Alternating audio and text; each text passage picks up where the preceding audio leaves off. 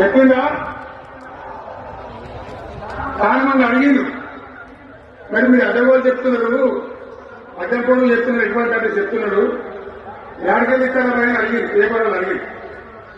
ఇప్పుడు ఆర్థిక మంత్రి ఉన్నాయన టీవీలో చెప్పిన ఆయన ఇస్తాం, చేసి చూపిస్తాం, మా పేద పార్టీ, 120 ఏళ్ళ అనుభవం ఉన్న పార్టీ, మమ్మల్ని మించిన సిపాయి లేరు కానీ వాడు డబ్బాలు కలిసే, వాడు మెడలు కలిసే డైలాగులు పెట్టి మేము ఇచ్చేస్తామన్నారు. ఇచ్చిందా? ఇయ్యలే. రుణమాఫీ చేయలే. మధ్య పార్లమెంట్ ఎన్నికలు వచ్చినాయి. అప్పుడు నాకు కాలు విరిగింది.